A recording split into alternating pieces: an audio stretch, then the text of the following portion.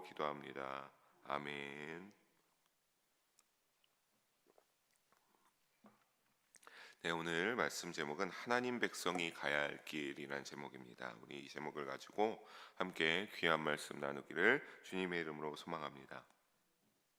우리 오늘 예레미야 14장 13절에서 22절까지 봤는데, 우리 그 전에 보게 되면 어떠한 내용을 살펴봤습니까? 지난 시간에 예레미야가 이 심판을 앞두고 있는 죄악이 가득한 유다 백성들을 향하여서 간절히 중보하며 기도를 했으나 하나님은 그 모든 기도를 거절하셨습니다. 그러면서 이 죄악이 가득한 유다 백성들을 향하여 말씀하시기를 뭐라 했습니까? 내가 반드시 그 죄악을 심판하겠다. 하나님의 단호한 결심을 우리가 살펴볼 수 있었습니다.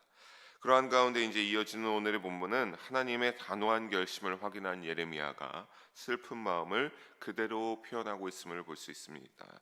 참으로 여기에서 우리가 배울 만한 것은, 다시 그럼에도 불구하고 예레미야 선지자가 유다 백성들을 위하여서 기도합니다. 그런데 자신이, 우리가 이전에도 말했지만 중보기도할 때 자신은 그런 죄를 지으지 않았음에도 불구하고 거기에 마음이 동화되어서 그들과 똑같은 입장에서 유다 백성들을 위하여서 중보하던 기도하는 모습을 다시 한번 볼 수 있는데, 여기에서 그러면서 하나님의 마음이 어떠한지도 드러나는 오늘의 본문의 대목입니다.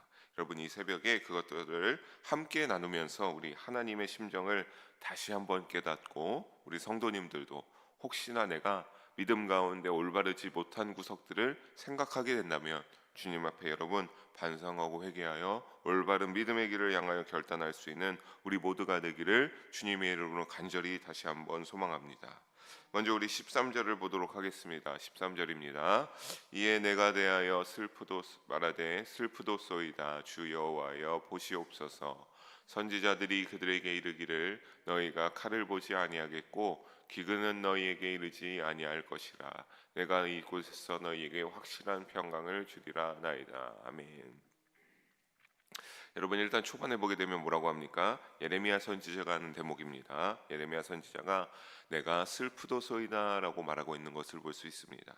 그렇게 고백하고 있는데, 이것은 일단은 첫 번째로 우리가 이전에서 다시 이어지는 대목입니다. 열심히 하나님이 말씀하신 내용을 듣고 슬퍼하고 있는 것으로 간절히 중보했으나 하나님에 대한 심판의 하나님의 의지는 조금 더 누그러지지 않았기 때문에 슬퍼하는 것도 있습니다. 또 하나는 뭡니까? 그 뒤에 나오는 내용이겠죠. 유다 백성들의 이러한 그러한 내용들을 보면서입니다. 유다 백성들이 역시 회개의 기미가 보이지 않고 여전히 죄를 짓고 있었기 때문에 예레미야는 너무나 슬프고 속상했습니다. 하지만 여러분 보게 되면 예레미야는 이런 13절을 다시 보게 되면 포기하지 않습니다. 왜? 그들이 죄를 지을 수밖에 없었는지 말하고 있기 때문입니다. 선지자들이 나오고 있습니다. 선지자들이 하나님 보시옵소서. 선지자들이 그들에게 말했습니다. 여기서 그들은 누구겠습니까? 유다 백성들을 말하고 있습니다. 선지자들이 있는데, 그리고 이들은 어떠한 선지자입니까? 여러분, 이 시대에서 참된 선지자, 하나님이 이 유다 백성들을 보낸 선지자는 사실 예레미야 선지자밖에 없습니다. 이때의 배경에서 본다면. 그러니까 여기에 나오는 선지자들은 그럼 누구겠습니까?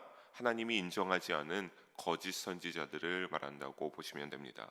근데 이 거짓 선지자들이 하나님의 메시지를 전달했습니다. 어떠한 메시지였습니까? 유다 백성들에게 너희에게 유다 백성에게 메시지를 전하길 칼을 보지 않고 기근이 임하지 않을 것이다 라고 했습니다.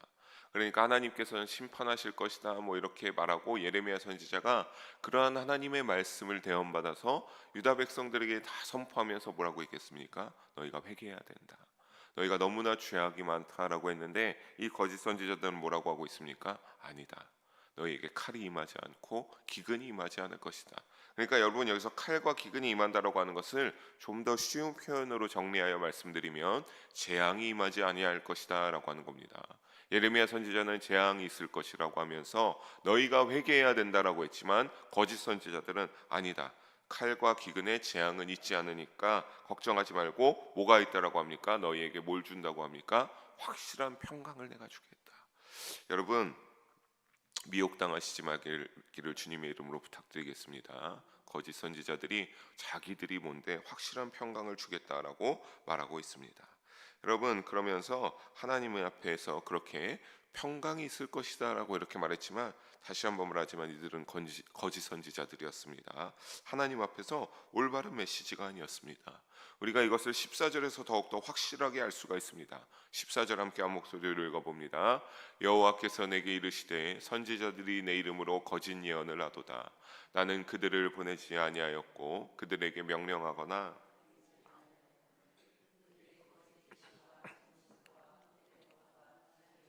거짓으로 너희에게 예언하는도다. 아멘. 여러분, 14절에 하나님께서 예레미야를 통하여 말하기를 뭐라고 합니까? 거짓 예언을 한다라고 말하고 있습니다. 그러면서 말하기를 뭡니까? 선지자들이 내 이름으로 거짓 예언을 하는데 내가 어떻게 했다? 그들을 하나님이 보내지 아니한 선지자들이었고 그들에게 어떻게 했습니까? 그렇게 명령하거나 말하라고 한 적도 없음을 하나님께서 예레미야를 통해서 말하고 있습니다. 게다가 보게 되면 하나님이 보내지 아니하셨으니 그들은 어떻겠습니까? 여러분, 하나님이 보내지 아니하고 하나님의 심정을 말씀 가운데 깨닫지 아니하는 선지자가 뱉어내는 모든 말씀들은 결국에는 하나님께 받은 말씀이 하나도 없다라고 하는 사실입니다. 그러니까 하나님께 받은 말씀이 없는 것들을 멋대로 뱉어내는 것이니까 어떠한 것이겠습니까? 그저 자신들 마음에서 어떻게 보면 조금 더 이들에게 내가 좋은 것들을 받아내고 뜯어내고 그들에게 어떻게 하면 인정받으면서 대접받을 수 있까 하는 그러한 마음으로 자신들 마음에서 우러나는, 자신들의 머리에서 나오는 그러한 듣기에 좋을 거짓 메시지들을 하나님께서 말하기를 그들은 거짓 메시지를 뱉어냈다라고 하십니다. 여러분, 그래서 이 거짓 메시지를 선포한 이들을 향해서 하나님은 뭐라고 말씀하십니까? 15절 후반에 보니까 뭐라고 합니까? 함께 우리 15절 후반을 보게 되면 그 선지자들은 칼과 기근에 멸망할 것이다 라고 하나님께서 말씀하십니다. 참으로 무서운 것이죠. 칼과 기근이 없을 것이다, 너희는 평강할 것이고 우리가 그 평강을 주겠다라고 거짓 선지자들이 말했는데, 하나님은 그들에게 말하길 내가 너희를 칼과 기근으로 그 거짓 선지자들을 심판하겠다라고 하나님께서 확실하게 말씀하고 있습니다. 여러분, 근데 여기에서 끝나지 않습니다. 그뿐이 아닙니다. 16절을 함께 읽어보겠습니다. 16절입니다. 그들의 예언을 받은 백성은 기근과 칼로 말미암아 예루살렘 거리에 던짐을 당할 것인즉 그들을 장사할 자가 없을 것이요 그들의 아내와 아들과 딸이 그렇게 되리니 이는 내가 그들의 악을 그 위에 부음이니라. 아멘. 하나님께서 거짓 선지자들, 그 메시지의 미혹에 넘어가 하나 추종하게 되는 자들, 들은 자들도 어떻게 하겠다라고 합니까? 가만두지 않겠다라고 말씀하시게 됩니다. 어떻게 하는 것을 볼 수 있습니까? 아내와 자녀들 다 그들 모두 던짐을 당하여서 거리에 나뒹굴게 될 것인데 그들의 악을 내가 그들 위에 쏟아부어서 심판하겠다라고 하나님께서 말씀하고 있는 것을 알 수 있습니다. 여러분, 그러니까 뭡니까? 거짓 선지자들에게도 칼과 기근으로 재앙을 심판할 것인데 그것을 듣고 따랐던 미혹에 넘어가서 추종당한 자들도 하나님이 가볍게 넘기시지 않으시고 심판할 것을 말씀하고 있습니다. 여러분, 여기에서 우리가 예레미야 선지자가 이러한 말한 것들, 사실 아까 말한 것처럼 어떻게 보면 하나님 그들이 몰라서 들어서 속아 넘어가서 그런 것입니다라고 말할 수도 있지만, 여러분, 그런 것이 아니라 우리는 그런 것을 통하여서 책임이 없다라고 생각할 수 있지만 분명한 것은 무엇입니까? 거짓 선지자들이 그렇게 거짓된 메시지로 그들을 미혹하고 있을 적에 누구도 동시에 말하고 있었습니까? 하나님께서 참된 선지자 예레미야를 보내서 그들을 회개하게 하고 죄에서 떠날 수 있도록 하나님께서 예레미야를 보내서 하나님의 말씀을 대언하고 있었기 때문입니다. 그런데 여러분, 그러한 상황 속에서 참된 선지자 예레미야가 말하고 거짓 선지자들이 말할 적에 이들은 결국에는 누구에게 귀를 열고 그들의 말을 들은 겁니까? 예레미야 선지자가 아니라 거짓 선지자들의 말을 듣고 그 미혹에 넘어가서 그들이 평강이 있다라고 한다라고 하고 전부 다 넘어간 그들의 패역한 영적 무지함을 살펴볼 수 있기 때문입니다. 그렇기 때문에 하나님은 그들도 똑같이 재앙받고 심판받을 수 없다밖에 없다라고 말씀하고 있다라고 하는 사실입니다. 그런 결론이 도출되는 까닭에 예레미야 선지자의 말, 참된 선지자의 말에 순종하지 아니하였던 까닭에 그들은 결국에는 책임을 모면할 수 없게 됩니다. 사랑하는 성도 여러분, 이런 말씀의 뜻이 있게 우리는 어떻게 해야 되겠습니까? 올바른 믿음을 향하여서 나아갈 수 있기를 주님의 이름으로 부탁드립니다. 여러분, 믿음이라고 하는 것, 하나님의 사랑을 깨닫고 낮음과 겸손으로 나아가겠다, 내가 예수님처럼 우리를 사랑받은 것처럼 남에게 사랑받겠다라고 하면 여러분, 그런 상황에서 나의 의가 드러났을 때 여러분, 화를 내고 그들을 정죄하고 이러는 것도 역시 하나님 앞에 올바른 그러한 자세는 아니겠죠. 여러분, 깨어 있으시기를 바랍니다. 거짓된 메시지를 분별할 줄 아시기 바랍니다. 여러분, 하나님의 앞에서 올바른 믿음으로 살아간다라고 하는 것, 어떻게 보면 가끔씩 저는 좀 과한 표현으로 이렇게 말씀드립니다. 나의 어떠한 모난 부분들을 아주 깎아내리려 하고는 그런 우리의 의지와 노력도 동반되어야 될 줄로 믿습니다. 여러분, 그러한 깨달음을 위하여서 우리가 하나님의 음성에 귀와 마음의 문을 열고 온전한 믿음을 향하여서 나아가는 우리 모든 영일 성도님들 한 분도 빠짐없이 되시기를 주님의 이름으로 간절히 소망합니다. 우리 이어서 17절과 18절 함께 한 목소리로 읽어보도록 하겠습니다. 너는 이 말로 그들에게 이르라. 내 눈이 밤낮으로 그치지 아니하고 눈물을 흘리리니 이는 처녀딸 내 백성이 큰 파멸 중한 상처로 말미암아 망함이라. 내가 들에 나간즉 칼에 죽은 자요 내가 성읍에 들어간즉 기근으로 병든 자며 선지자나 제사장이나 알지 못하는 땅으로 두루 다니도다. 아멘.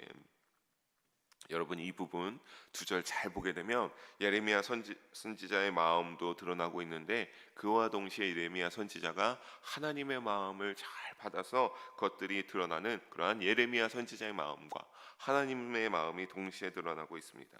쉽게 말해서 그러니까 뭡니까? 내 딸을 향하여서 그들이 이렇게 17절에 큰 파멸 중요한 상처로 말미암아 망하여서 눈물이 끊임없이 흐르지 않는다라고 하는 것, 유다 백성들의 그러한 심판에 앞둔 모습을 보면서 예레미야 선지자도 너무나 속상하고 눈물이 흐르는데, 하나님도 그렇게 처녀딸 내 백성이 큰 파멸과 중한 상처로 망할 것이라는 사실에 하나님이 밤낮으로 눈물을 흘리실 것이라는 하나님의 마음의 속상함을 우리가 엿볼 수 있습니다.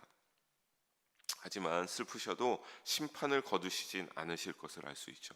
눈물을 흘리지만 심판을 거둔다라고는 말씀하지 않습니다. 또 심판의 결과로 18절에 보게 되니까 뭐라고 합니까? 들과 성읍에 뭐가 가득하다? 결국에는 죽은 자들, 그 시체들이 즐비하다라고 하는 소리입니다.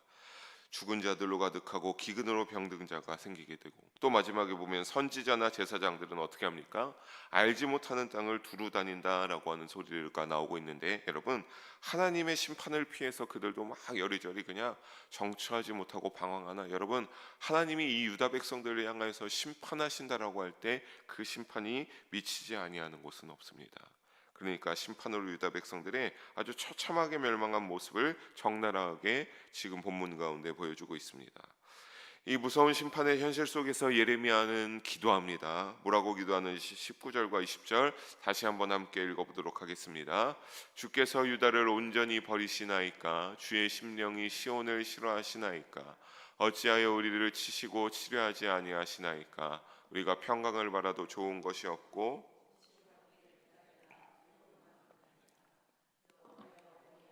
우리 조상의 죄악을 인정하나이다. 우리가 주께 범죄하였나이다. 아멘. 여러분, 예레미야를 향하여 사실 이전에 하나님께서 중보기도를 받지 아니한다, 그만하라고 하셨죠. 하지만 예레미야는 중보기도를 다시 시작합니다. 그러면서 말하기를 자신들을 왜 버리냐며 치료하시지도 않고 평강도 좋은 것도 없고 두려움 속에 있으면서 질문하고 있습니다. 예레미야 선지자가 유다 백성들의 그러한 심정 속에 편협하고 들어가서 그들을 향하여서 다시 기도하고 있는 것이죠. 그렇게 기도하다 보니까 가만히 보면 결국에는 여기에 보게 되면 두려움 속에 있으면서 왜 그러냐고, 이 유다 백성들 죄악이지만 왜 버리냐고 질문하지만, 여러분, 우리가 이전에 예레미야서를 쭉 봤지만 하나님이 일방적으로 버리신 것이 아니죠. 누가 먼저 버렸습니까? 유다 백성들이 하나님을 거절했습니다. 끊임없이 하나님이 선지자들을 통하여서 예레미야를 통하여서 말씀하셨죠. 너희가 진정한 회개를 이루어야 된다, 죄악에서 떠나야 된다라고 말했지만 그들은 어떻게 했습니까? 우상 숭배에 그럴 때마다 더욱더 몰두했습니다. 자신들의 욕구에 집중하여 힘을 냈습니다.